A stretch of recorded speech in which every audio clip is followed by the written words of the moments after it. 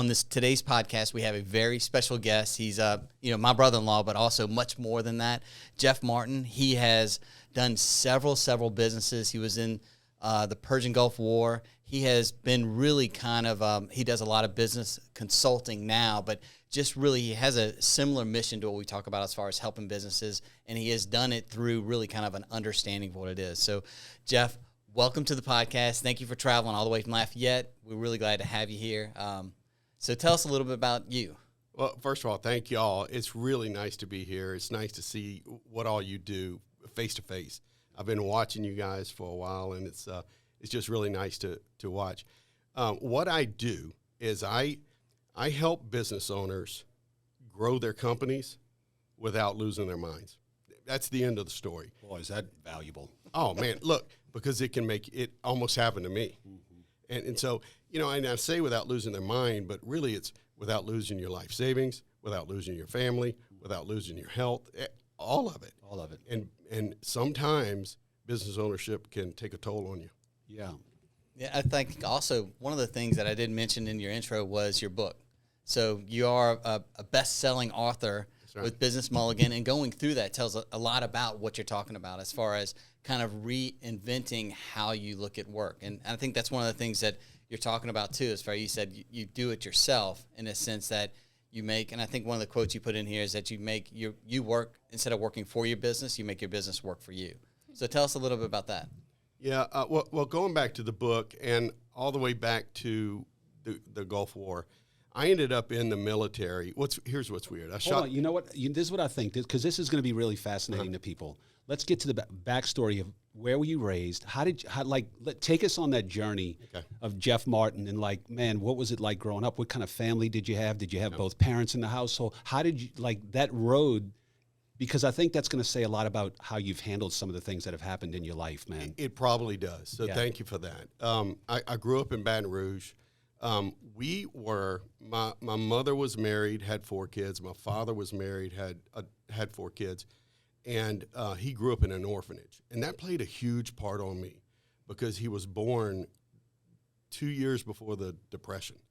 And so his mother had to give them up to make sure they survived.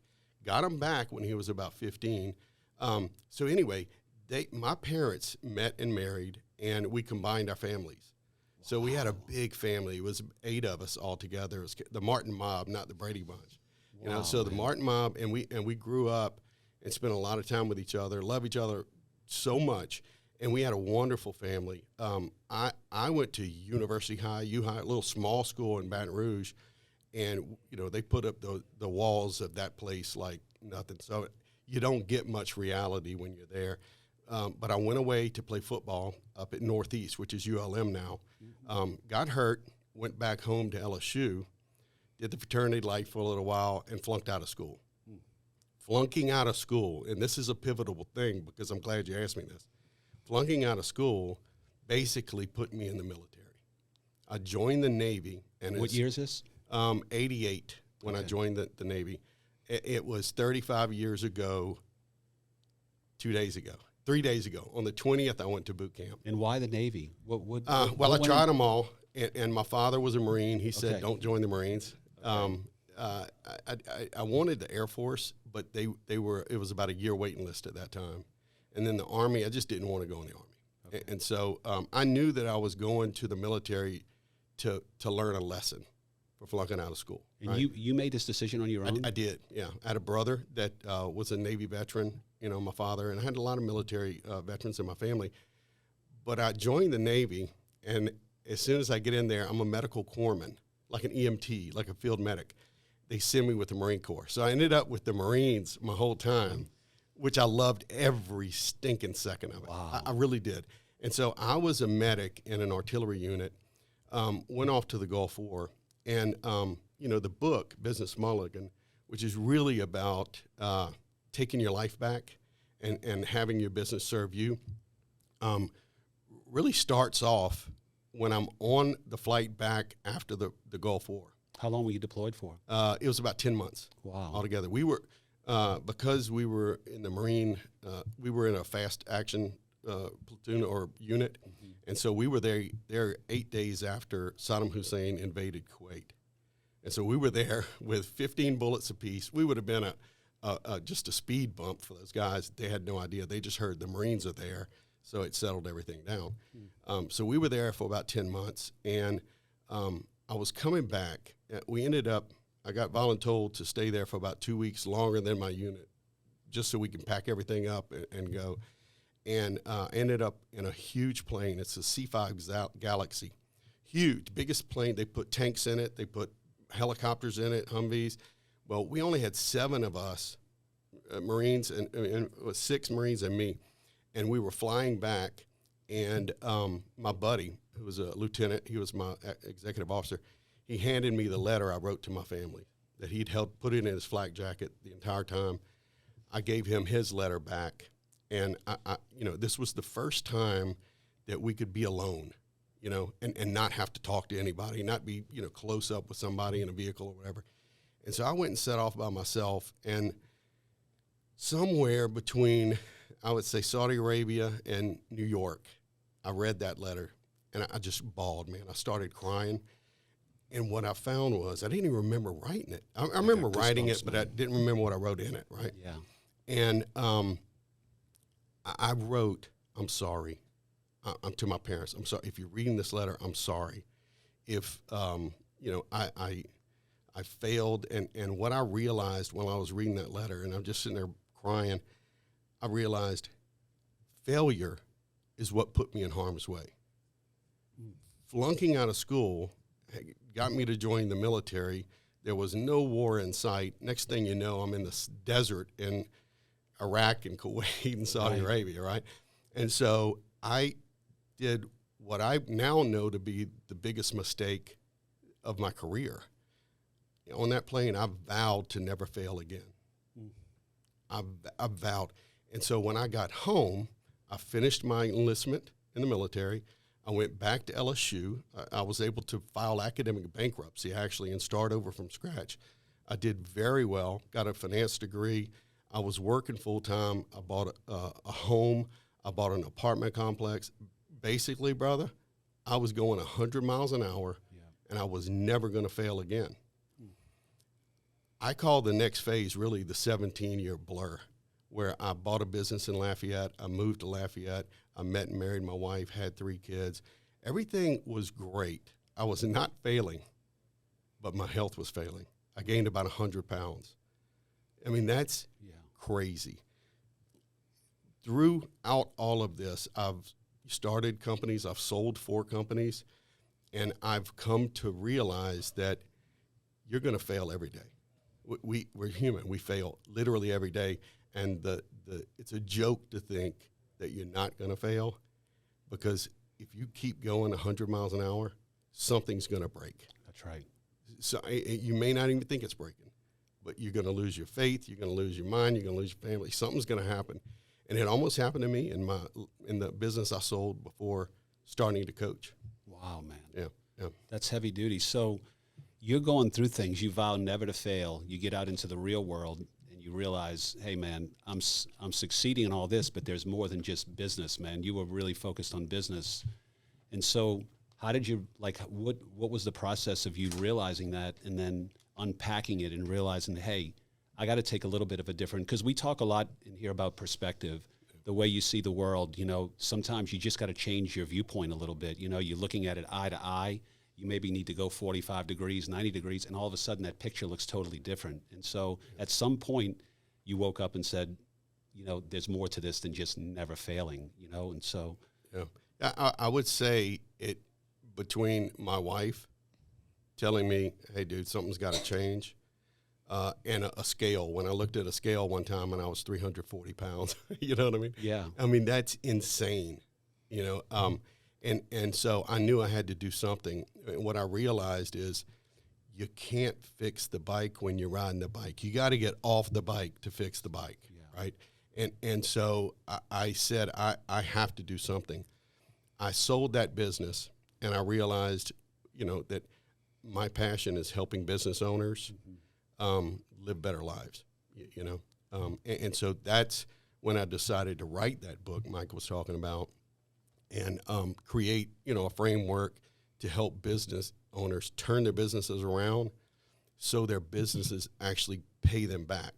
You know, we invest with money, we invest with time, we invest with worry, and your business ought to be paying you money, time, and peace. Right. Right? Yeah. And so that's what I do today. That's the full circle, Sean. That's how I got here. Well, and for an entrepreneur, this is really important because we all face the same struggles, you know, the same challenges. And the fact that you've been able to build this framework that, you know, allows people to some type of structure on how to do things, but there's a twist to it. You do it very efficiently, you know, very inexpensively, right? So you've figured out how to go take someone's, we talk about this I think everybody walking around has the desire to be their own person one day. At some point in your life, you've thought about, man, if I'd love to do this or I'd love to do that. And there's a lot of fear that keeps them from doing that. So having guys like you that have gone through it a bunch of times and that can tell them, listen, it looks overwhelming, but really if you start breaking it down into these pieces, there's a real process to doing this. It doesn't mean you're going to be successful, but it means that maybe your business idea wasn't a good idea, but at least there's some kind of framework for you to go into. That's extremely valuable, especially to the audience that we're talking to, you know, because, you know, that knowledge of those things, your knowledge can help them not make some of those same mistakes you made and maybe shortcut the process. Yep. So let's dive into that process a little bit about how you do that. Like what went into the trials, the tribulations, the failures, the successes that allowed you to have the knowledge to even write that book, because never failing was a thing. Then you realize that didn't work. And now now have figured out how it does work, you know, which is important. Yeah. And a lot of it has to do with the decisions we make. And we make decisions. I found that I was making decisions not to fail rather than winning decisions, right? So I had to go back and look at the decision patterns that I was making and becoming more aware of the types of decisions I was making. And so that awareness brought me to, you know, well, I'm making that decision out of desperation or not to fail. Mm-hmm. Let me think about it a little bit more and make a better decision to win, right? Yeah. So it started there. If you look at the framework from the book and really what I coach with, it's sort of like a restaurant. You take any business USA, right? Okay. And you have to have attraction, conversion, and delivery, right? Right. That's kind of the front of the house like a restaurant, right? So you bring them in, you attract them, probably because they're hungry, and you have a great restaurant. You have to convert them. That's the menu, and you know, given the choices, dessert, salad, entree, you have to give them the choices, and then you have to deliver on it, right? It's got to be great. It's got to be great customer service. Well, and then we got the back of the house. That's right. Right? You got your culture. You got your administrative stuff. Mm-hmm. You got your systems, you know, processes. And then you got you, the owner. That's right. So the front of the house, those are the fast killers. You don't get those things right, you're out of business. Yep. In fact, you don't get one of those right, you're out of business. That's true. The back of the house are the slow killers. If your culture is rotten, ultimately it's going to kill you. If you get behind on your administrative responsibilities, it's going to catch up with you one day. Mm-hmm. You know, your systems, if you don't have great systems processes and you're always improving, at some point that'll catch up with you too. And the personal side, if you don't take care of yourself, if you don't look at the things that you need to be doing outside of the business and inside of the business, then you're going to fall down at some point. The business will fail. So, when you look at those things, where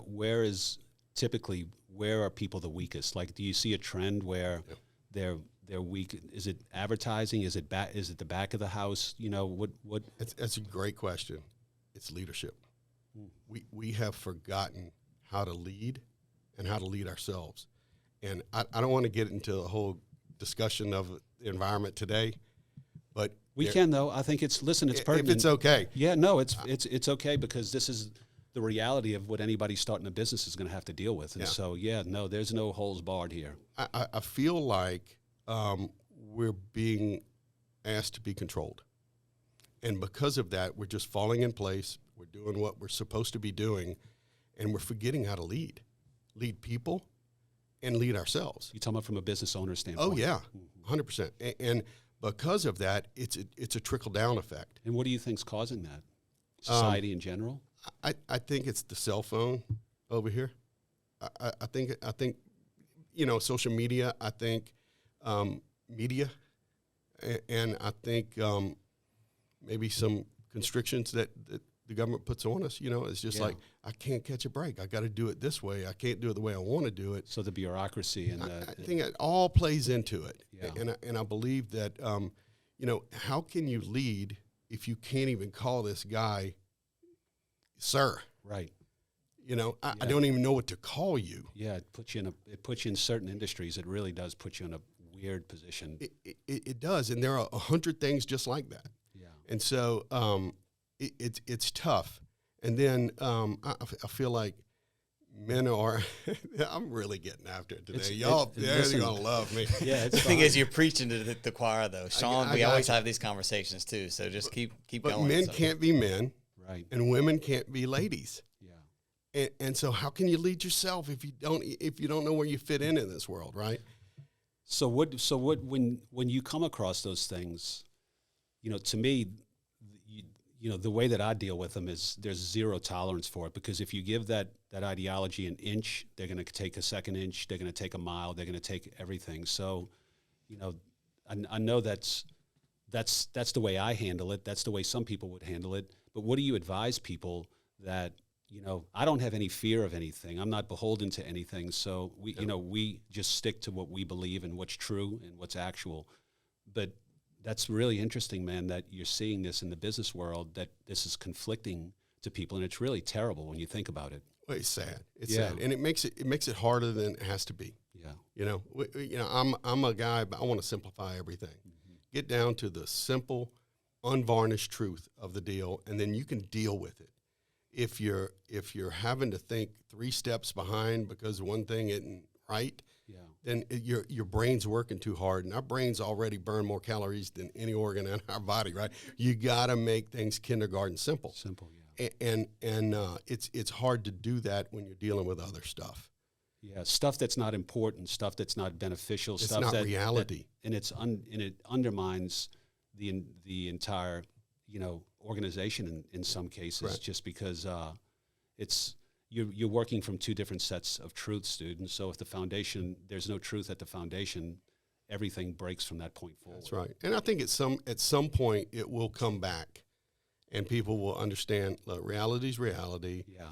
And we have to move on. The other side of me, though, is I've really grown. I get on my faith journey, and I've gotten to a point where I just love people where they are. Yeah. So it's kind of a balance. If you're here and I want to love you where you are, but you say you're something you're not, well, God bless you, but I have to.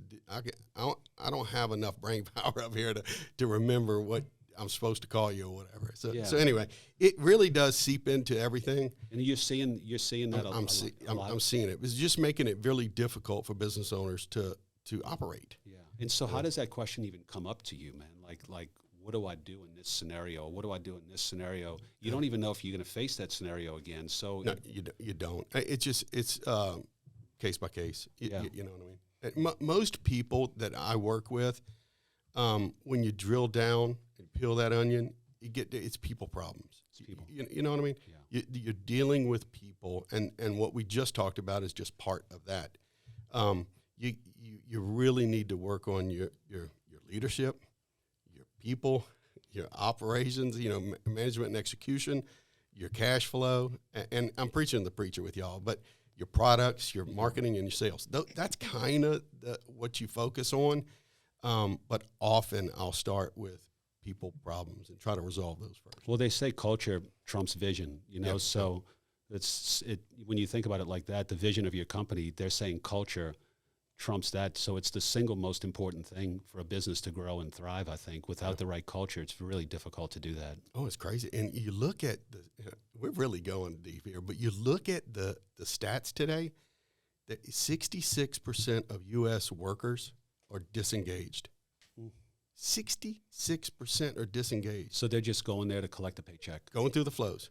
You know what I mean? They don't understand the vision. and they're not contributing to be a part. They're doing their jobs. They're going home, and then they're looking at their phones at their friends in Florida going, why am I not there? You know what I mean? Yeah. And so they blame the boss. It's really a weird time to be alive. Yeah, it's kind of like culture and vision are two things that go hand in hand, because it's hard to create a great culture without your team knowing that, hey, we're trying to do something greater than ourselves. We're going to try to win the championship kind of thing, man. That's right. That kind of culture without the right vision. So, those two things are really tied hand in hand, but it's hard for you to have good culture without good vision. So where does vision and roadmap and all that stuff play into it? Because that's the seed that kind of develops the culture. That's what gets people excited that, hey man, look at the things we're doing. Look at the places we're going. Look at what our why is. Why are we doing this? Like,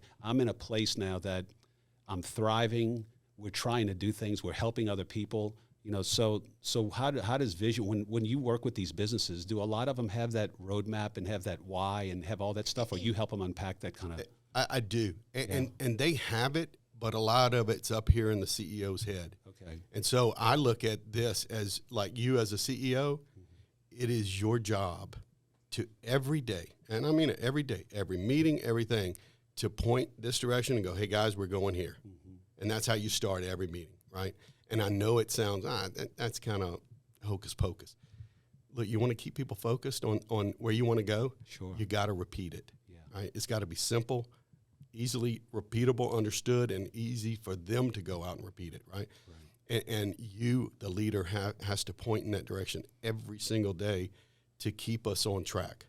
And then you have to have the right people, though. You have to make sure that your people understand it and are contributing to the future, right? Because everybody wants to be part of something bigger than we are. And so when we love the mission and vision and we're willing to contribute, we will contribute. If we don't know how to contribute towards that, we're just going to kind of come in and do what we're supposed to do, check email, you know what I mean? Yeah. And so I like getting everyone involved at every level and the appropriate involvement, right? Exactly, yeah. But at every level and every day they're contributing to the vision of the company. Letting them know that what they're doing is meaningful and the impact that it's having. So I've found that it's not anything that's really difficult to do. It's really just taking the time and caring enough to sit with people and let them know, hey, the job that you're doing a good job. This is how it's helping the business. This idea that you had really helped kind of germinate this thing, and so now they feel like they're a part of what's going on, That's right. And what you're saying is what I do in systems and processes. You know what I mean? Yep. Setting clear expectations, having a meeting rhythm where they can be a part of it, so they see what's going on, and then meeting with them individually to make sure that they understand how they're contributing, that we're giving them a voice to ask for their ideas. Yep. Right? A lot of people don't. Wow. Yeah, they just plod along and they succeed in spite of themselves. But I'm gonna tell you, you get the people right, you get your systems and processes in. If your idea is a good one and you can provide the service, or product, then you got a better chance of continuing going on.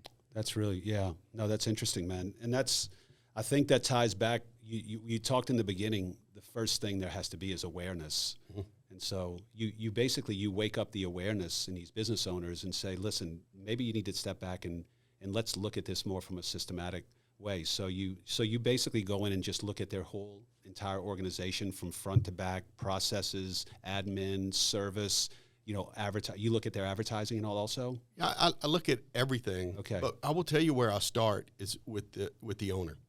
Yep. CEO, the owner. And where I personally start, the business that I'm in, is I look at your exit strategy. And I figure out, look, where do you want to go?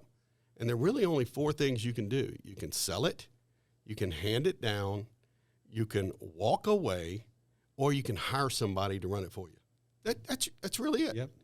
No. And I see too many people just walk away from their businesses, and it's mind-boggling to me.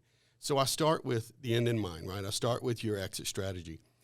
Then I work with the owner and figure out your value drivers, right? So we'll do a value driver assessment where we sit down and we're going to look at, all right, where is Sean best utilized to help the company? So I want you to become the leader that your company needs you to be to, in the end, depending on you want it to be the most valuable regardless of whether you're handing it down or whatever, right?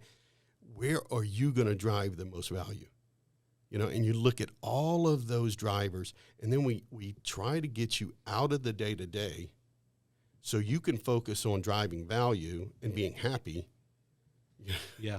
and doing what you want to do, including growing the business.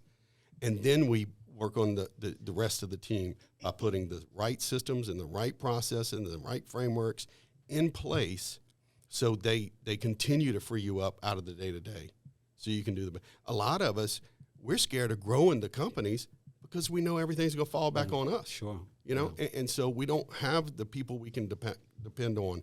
We don't have the systems and processes that free us up. So today it's about efficiency and getting the right team on board, clear direction from the leader, and pushing this thing forward. You grow or you die. Yeah. I think I met you for the first time in 2005, I believe, 2005, and you had a really fascinating business that was ahead of its time when you were doing the DNA testing stuff. Right. Now, tell me a little bit about that, man, just because that's fascinating, because now you look around, man, I wanted to test my testosterone, you know, so they sent me a little kit. You know, I plucked my thing, got the blood in it, and sent it back to them, and they gave me a testosterone reading, and it was like, took 72 hours, I think, to get it. It's crazy. Yeah, but I know you were doing this back early in 2000. Adopter. Early, really early. So we really were one, if not one of the very first of its kind, where we were actually bringing the sales and service to communities across the country. And so at the time, I had a paramedical company where if you got life insurance, somebody came and drew your blood and you know, did a physical for you. I had a bunch of people running around South Louisiana doing that, you know, for a company. I heard about DNA testing when I was doing that because we were mobile and we had offices. And so the laboratories reached out to us and said, look, can you do collections for us? Where we would, I think back then we started with blood. Now it's swab and, you know, whatever. And so I said, yeah, I can do that. And we were making, $40 or something for a collection. So I called a lab out of Houston, and I said, look, I have an idea to become a standalone. Would you be rather than you being the lab and me being your collector, would you be a reference lab for me and let me open up a different brand? And so we called it DNA Services of America, and we started operating with, I think at one point it had 9 service centers that were company owned, that we owned all together. And then we ended up franchising. We grew, when I tell you we grew fast, because we would go to these trade shows for franchises, and you'd see every sub shop and pizza joint and all these people. And we had 3 little magic letters, DNA. Nobody had ever seen much of it, right? Yep. We were the very first DNA, model to franchise. And so our line would be a mile long, and they would put our logo on the cover of the trade. Oh, magazine. I can see in trade shows it would be a magnet. It was really crazy for a little while. And so we were in the top 50 fastest growing franchises. It was Franchise Market Magazine back then. And then we were in the top 100 new franchises for like a year or two. It was really crazy. Yeah. So the challenge with that, though, is I grew too quickly.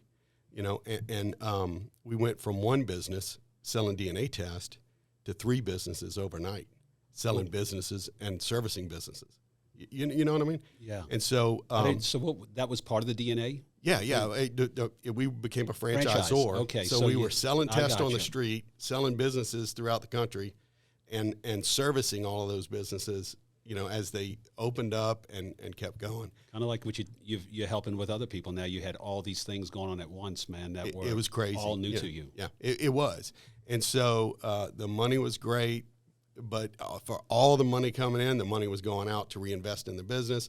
And then we ended up, this is kind of a sad story, we ended up getting hit by 2 hurricanes in Houston back to back. That's where my headquarters was, in Houston.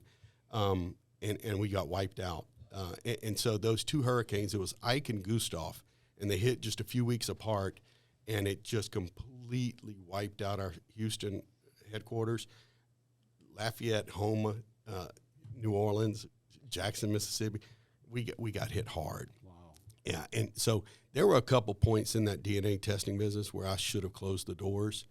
Well, what did I do, man? We go back to the C5 Galaxy. Yeah. I vowed that I would never fail. So I couldn't fail. So I had to keep things going. And so looking back on it, I should have closed the doors 3 times. Wow. You know, with 2007, 2008, the economy, with Gustav and Ike right there. You know what I mean? Oh, yeah, that was a tough time. It was a weird time, but me and that stupid vow, you know, it was a mistake. I just kept pressing on. Yeah. You know, and again, I was able to find success, but you know, that's again around when I was at least 100 pounds overweight, probably more, because I've lost a bunch, believe it or not. I'm right at 100 lower than I was, but I got a long way to go there too, you know. But I just keep putting my things. I believe, and you didn't ask me this question, but I believe I've learned from my health journey, and I apply to business too. It starts with micro habits that leads to habits, that leads to disciplines, that leads to confidence. That's right. Right? And it's funny as it might seem, because I've done a lot of stuff in my life, you wouldn't think that I would come up against anything that I'm not confident in, but we do. Oh. We all do. And you know, you have these studs who have these amazing lives and businesses. Then put them in front of a camera and see if they can do that. You know what I mean? They're just not confident, so they don't market. You know what I mean? Well, you know, I don't want to look stupid. Well, okay, it wastes 2 or 3 years till you feel like you can get in front of a camera. You know, so business owners make those decisions every single day because they lack confidence in the just littlest thing, and it thwarts their growth. And like I said, you grow or you die. Somebody's going to pass you up. Yeah, we talk about it. There's a book that was really impactful in my life that Stephen Pressfield wrote called The War of Art. Sure.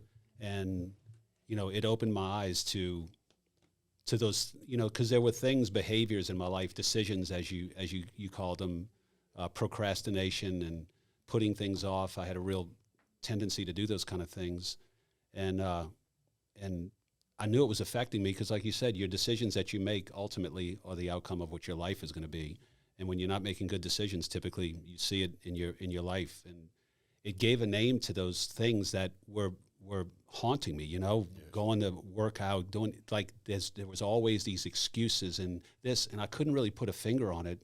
And when I read that book, it opened my eyes because he gave it a name and he described it to me. And he said, if you don't think it's real, what's happening in the spiritual world, just get in a car at 60 miles an hour and roll the window down and stick your hand out. And he said he called it the resistance. And as soon as he gave it that name, and I started to pay attention that, hey, when this thought comes in my head, this is what this thing is. I had a name for it now, and now I was able to combat it. And so I think, you know, this all goes back to just the people that know how to think the best and the people that understand the way the world really works are the people that can figure this out. At some point, you'll realize, okay, I'm doing these things, and the outcome is there's success on the other side, or there's progress on the other side, as opposed when I wasn't doing those things. And so, yeah, it just takes sometimes just those little tweaks where you can enlighten somebody on a different way to think about something. And so, man, because of the way the world is now, and I think that it's not built, you know, I was raised I'm a Gen X kid. I was raised on the street. I was out in the street all day, much less controls than I have on my kids in today's world. Sure. And I think we were able to progress faster back in those times because we had to problem solve. We had to do risk analysis. We were out there fending for ourselves, I was doing a lot of really crazy, mischievous stuff, dude, just because we had a lot of time on our hands.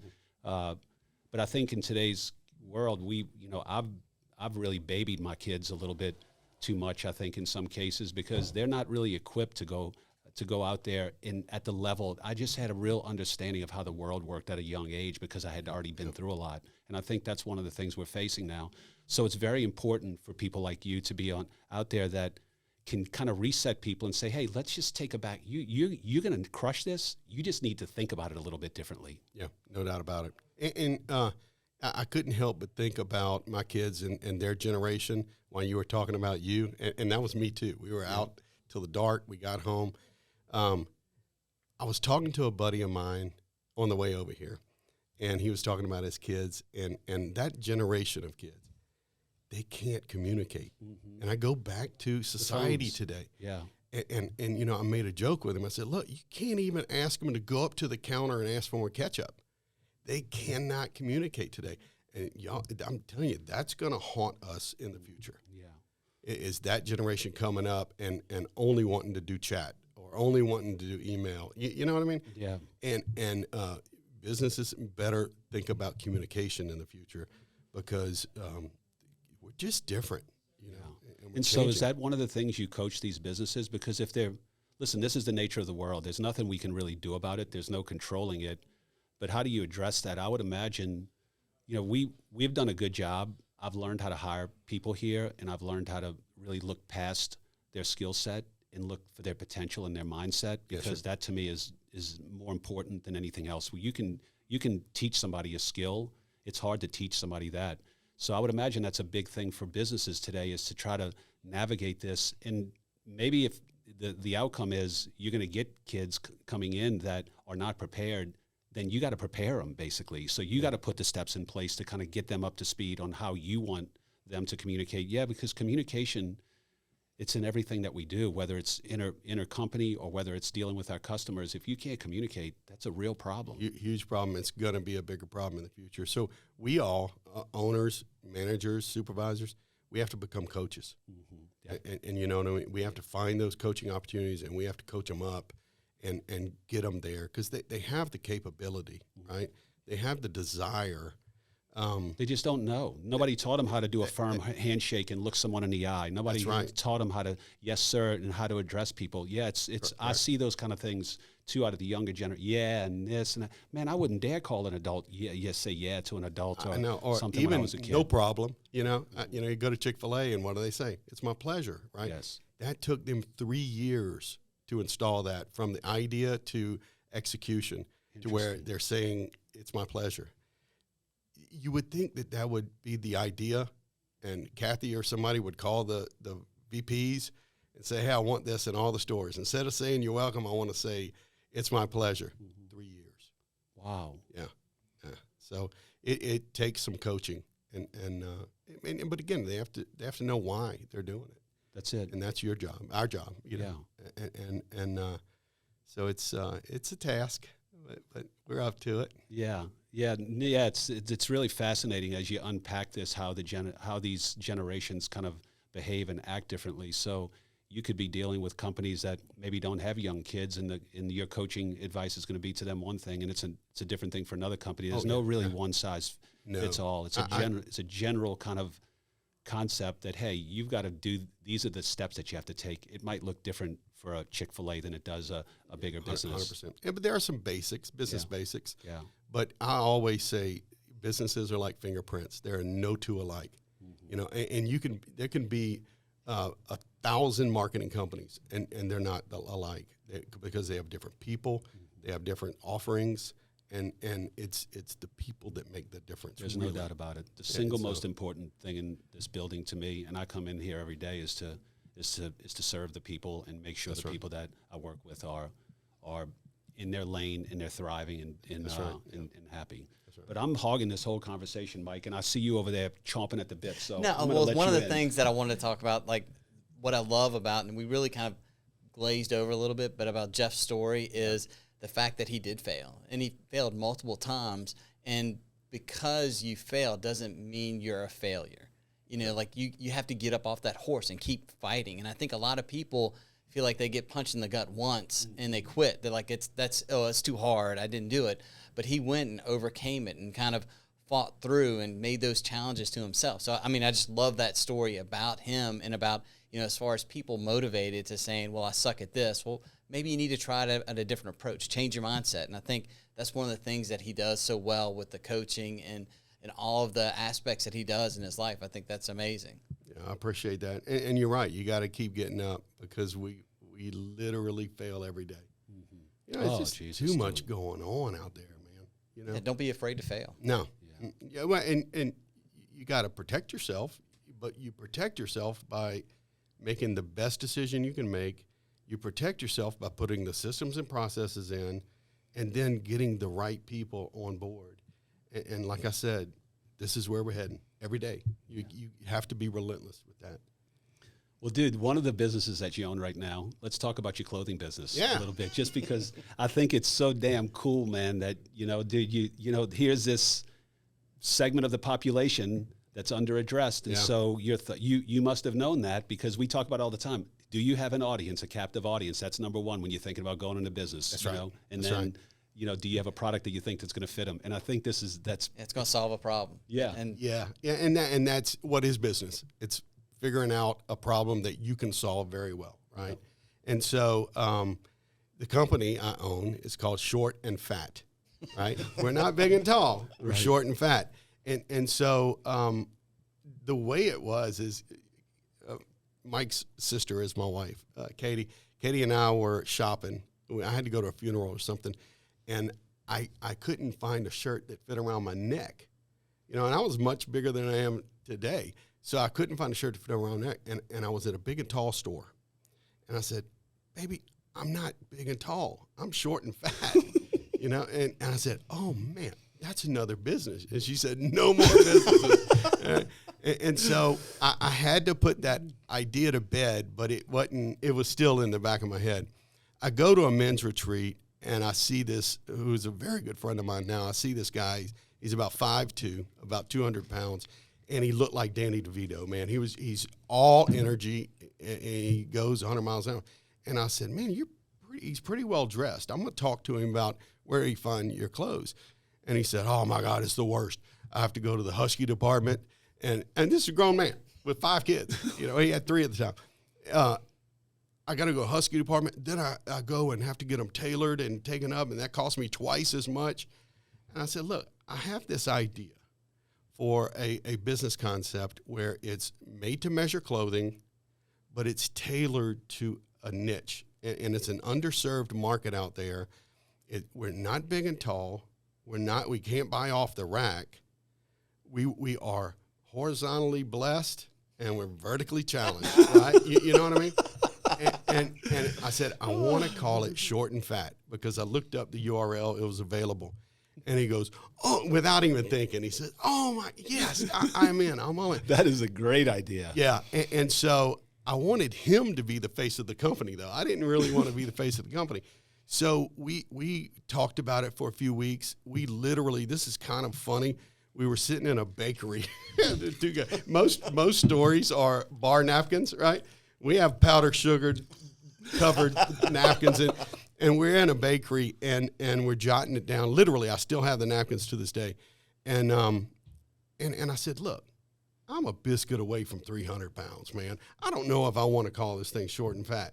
And he slammed his hand on the table, and he says, dude, we got to own it. We're short, and we're fat, and we got to be all right with that. And I'm not saying don't look at your health. I've lost a good bit since then, but we had to own it.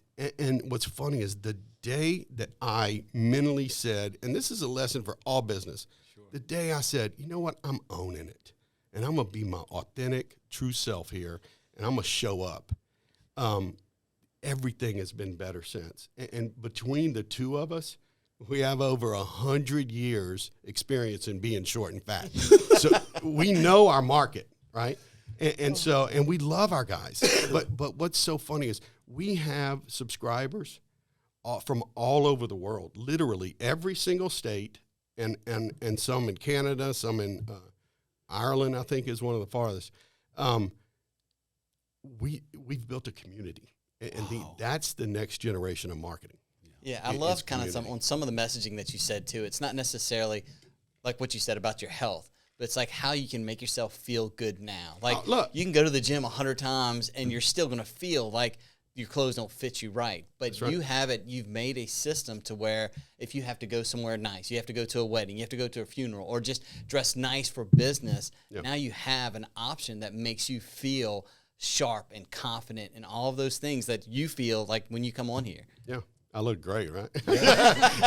No, but look, when you look good, you feel good, right? Yeah.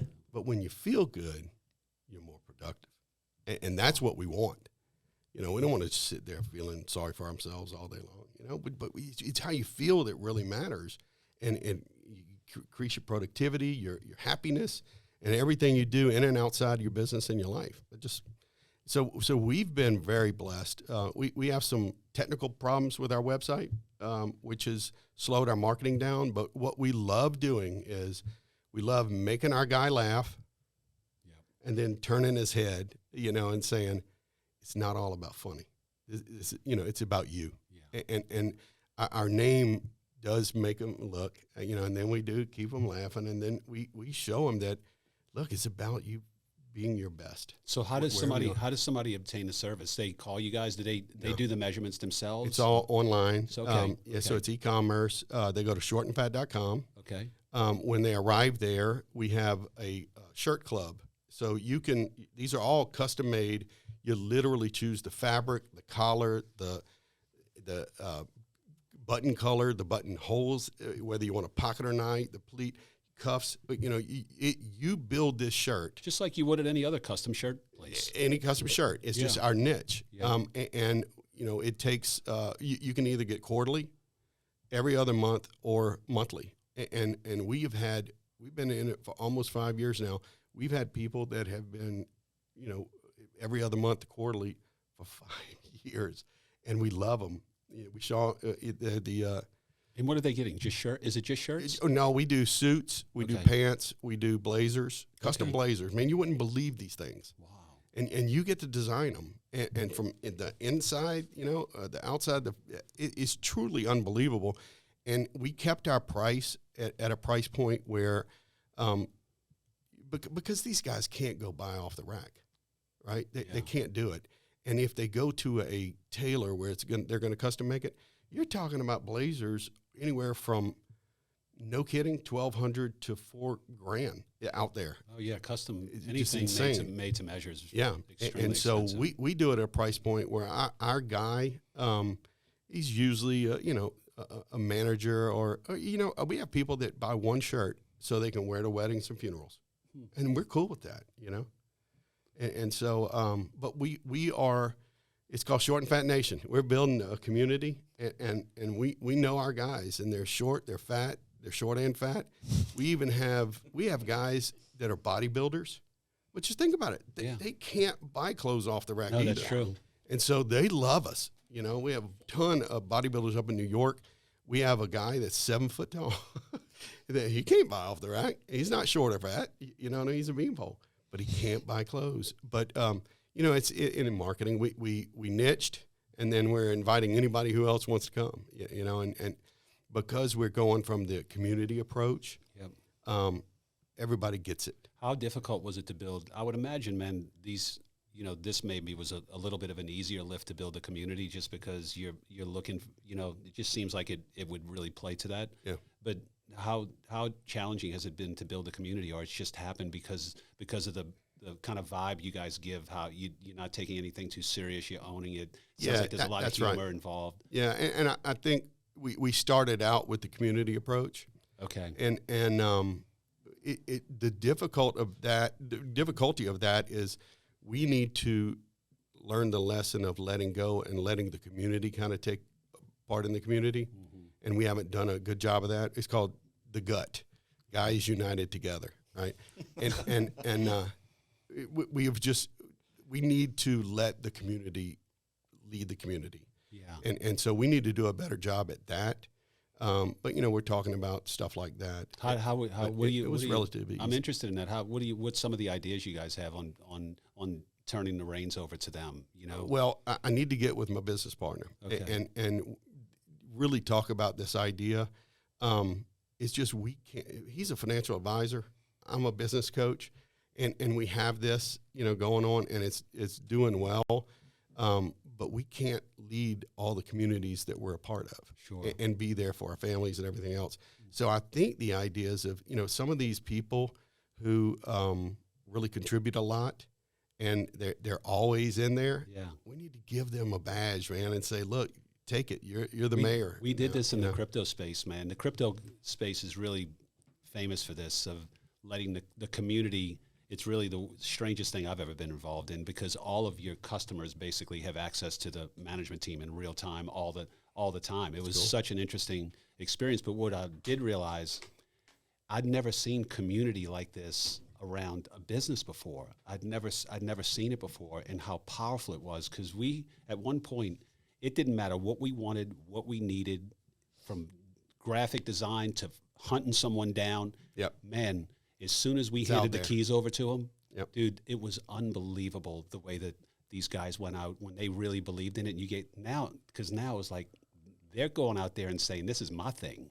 This is something I'm part of. Again, it goes back to being a part of something bigger than just yourself. That's right. And we crave it. We as human beings crave it.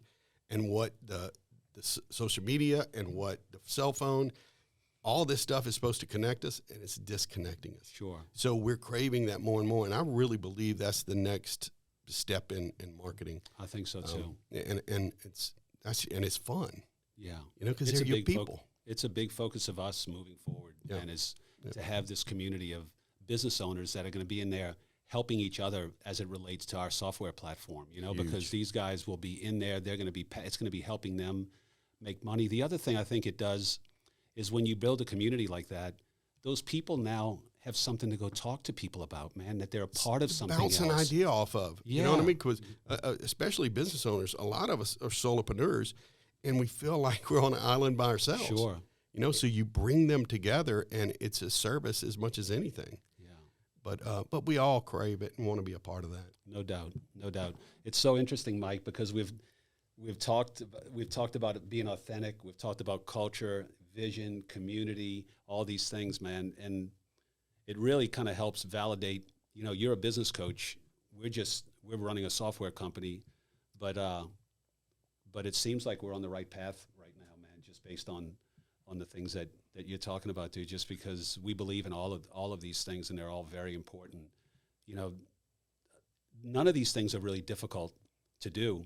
You just got to know where your help is. You got to know where your help is. If you don't know how to do it yourself, man, guys like you are just a phone call or a lead form, a web form away from being able to come in and really help someone's business, change their lives, dude, change the way that they think about things, which these things don't get compartmentalized, I've realized. When you start to go in and fix your business, a byproduct of that is you're going to become a better dad. You're going to become a better husband. You're going to become a better friend, all of these things. So it's not just that these things help you with business. It's not like it's siloed. I'm this person when I'm at the business. It has a great impact on your personal life also. And I think people don't maybe understand that those two things are really interconnected. 100% interconnected. The biggest compliment that I've ever received is one of my coaching clients. I met his wife, and she looked at me and said, "Thank you for giving me my husband back." Wow. And I just, that's what I do. That's shit. That makes it all worthwhile. Oh, my goodness. It's funny. I'm looking at starting a retreat. I have nothing out there yet. But when you really think about us today in America, we all look up at a scoreboard. We all look up, and it's usually money and success, and that's what we're looking at. But when we're looking up there, we lose sight of everything that really matters in life. Sure. Our family, our health, our faith, our friends. And so what I'm looking at is the personal scoreboard. Creating a personal scoreboard, not necessarily balanced, but you prioritize the things that matter. Yeah. And getting back to that, and you said it better than I can say it. It really is about everything. Your business should not run your life. It should be a part of your life. That's right. And we can easily, it happened to me. Mm-hmm. We can very easily lose sight of that, and then all of a sudden it's over your head and it controls every move you make. Yeah. And it's painful, man. Yeah. And I think, listen, I've had to learn this, that sometimes you need to take a breather. Sometimes you push hard. It's okay sometimes to take a deep breath and coast for a second so your mind can get free. It doesn't mean that you're failing. It doesn't mean that you're slowing down. It just means that, hey, you're in this race, and there's going to be sprints and there's going to be recovery, and there's going to be sprints and recovery. Yep. And so, just looking at I think, man, it all goes back to you just got to be able to think good. You got to be able to think right. That's right. That's exactly right. And you can't think right when you have this huge cloud over your head. That's right. Right? It's just got to be a part of you, and then you can make good decisions. Yeah. It's tough. Even bringing you in, it's funny because we Mike and I, sometimes we're so into something that we're doing, we'll look at each other and say, dude, we got to bring somebody else in here to just put another set of eyes on it. And Correct. They come in and it's like, boom, they solve it right away because we're just so in the weeds, so in the weeds, Yep. So, man, know where your help is too. I imagine that's a big thing. Have people around you. I have people around me that at certain times that can sharpen my knife. Iron sharpens iron, And right. So having those people around you, I would imagine that's a big part of what you preach to people as you. It is, but here's the catch. A lot of us are so proud, and we let our egos continue to drive us, mm-hmm. and we can't ask for help. Mm. A lot of business owners out there don't want to show weakness or have anybody think that they can't do something. But it's not. It's you get to this point, and you are amazing to be able to get there. The fact that you don't know how to scale from there, or you need to ask someone for help, it stops a lot of people, and they stop right there. Sure. Because they're too proud, or you know what I mean. And I've been there. I've been to points where I figured all this junk out. I can figure this out too.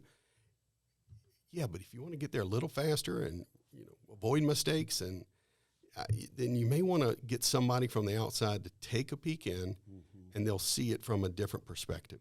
And that's what, not just me, anybody like me, we're able to do. Sure. Because, I have 30 plus years experience in entrepreneurship. Besides the Navy, that's my only paycheck job, you know what I mean? Sure. So I've had to figure a lot of stuff out, peaks and valleys, like you said. And get somebody to shortcut your road to victory and help you avoid failure. Yeah, and I read this the other day about businesses. When you're real small, you typically, when you hire, you're hiring Swiss Army knives because you're small. Correct. But at a certain point, if you start running into brick walls, you got to realize that, hey, you're at a point where you need some more specialized people, man. People that are focused on, an example is Shannon. We tried to do it.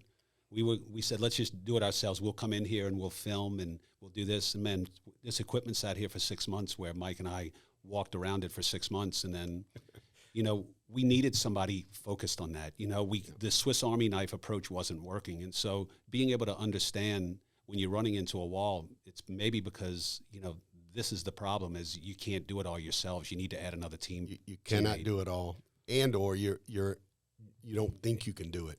So you lack confidence, what I mean? So either you got two choices: figure it out, or hire somebody. That's right. Right. Otherwise, it's gonna collect dust. I don't see any dust on these things right now. No. That's good. Now, another thing about Jeff too, and this is just from me knowing Jeff for as long as I have. I don't know if there's one person in the world that not only just loves Jeff, but if you mention his name and they know him, they automatically smile. I mean, he is just one of those guys that you want on your side because he always is going to be. He is what you see. I mean, and I just I love him as I might even like him more than my sister, because he's just a good cut guy. That one out. Yeah, I might get in trouble too. Yeah.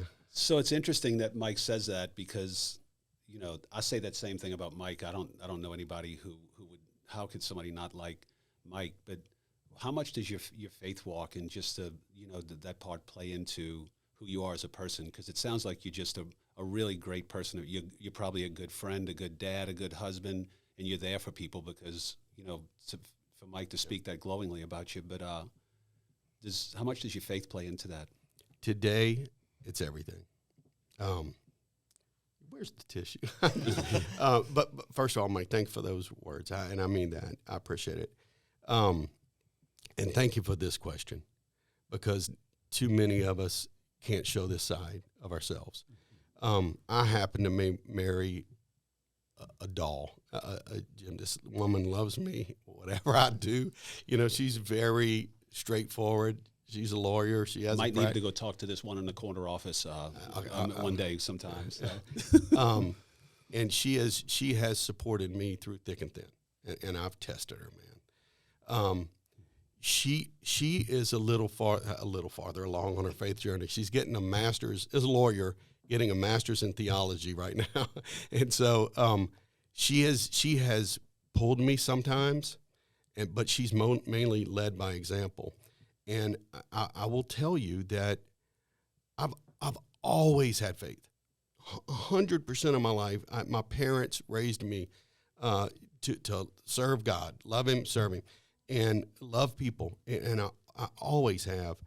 But admittedly, and I didn't think I'd answer this question today, I have always watched people that have been able to let His will be done in their lives, and I watch them go straightforward, right?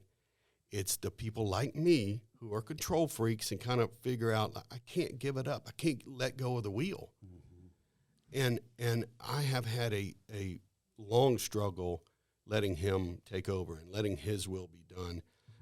And partly, I don't want to make excuses, but it's probably because I got to do stuff here today. I got to if I'm going to get this done, I got to get it done.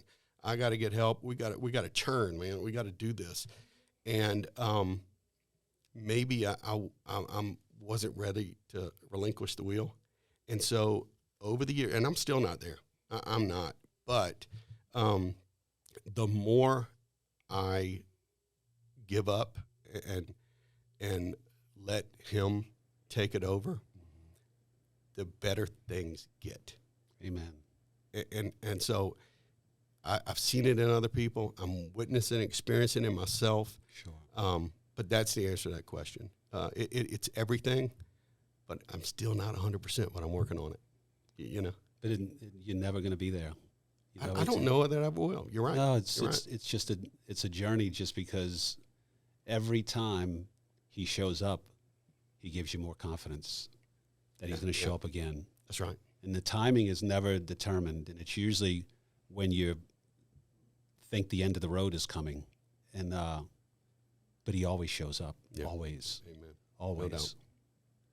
That's great, man. Yeah. That's awesome, dude. Yeah, that's awesome. I have many of those stories in my life that there's only one way to explain it. There's zero other explanations for it, and I wouldn't be here today because I've had a couple of really close calls with things, and it's you just got to keep putting one foot in front of the other, and He's going to show up at the time He needs to show up. It's just the way that it works, man. And when you realize that, like you said, it frees you to go out and be all you can be, because there is, faith and fear are opposites. So, correct. When your faith is strong, your fear doesn't exist. Yeah, correct.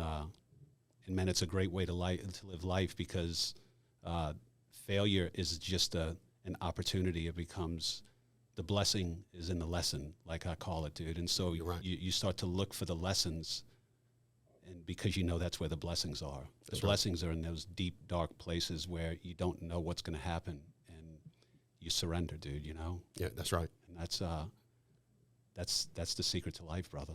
That's right. That's the secret to life, man. I appreciate you bringing that up. Yeah. Well, guys, this has been freaking awesome for me personally, just because I know Jeff and I love hearing his story and hearing the whole thing again. Yeah. But so, Jeff, let's just kind of recap, and I think we'll put all of your information in the tags of everything that we're doing in YouTube as well as on Spotify and all that stuff. So if you're listening to this on Spotify and you want to kind of get Jeff's information, just scroll into the description. We'll have it in there. It'll be in the YouTube stuff. But so if they want to get in touch with you for business coaching and consulting, where do they go? They go to companygrowthacademy.com. Okay. And if they want to buy your best-selling book? They go to Amazon and just look it up. It looks like this. It's called Business Mulligan by Jeff Martin. Yep. And then if they need to get a nice tailored shirt, they go to shortandfat.com. Yeah. We really appreciate having you here. I mean, it means a lot to me. I think there was a lot of great content here. I love your message. I love your mission. I love where you're going with everything, and how you want to help and support businesses the same way. I mean, it's something that aligns with what we're doing. Yeah, brother. I really appreciate you coming here today. It was a real pleasure getting to talk to you today. And man, anything that we can do to support and help what you're doing, we're all in, brother. But likewise. Yeah, man. Yeah. Thank you very much. I love what y'all are doing, and you're doing a lot more than marketing. We're trying, brother. You really are. Thank Good you, for my man. It was great talking to you.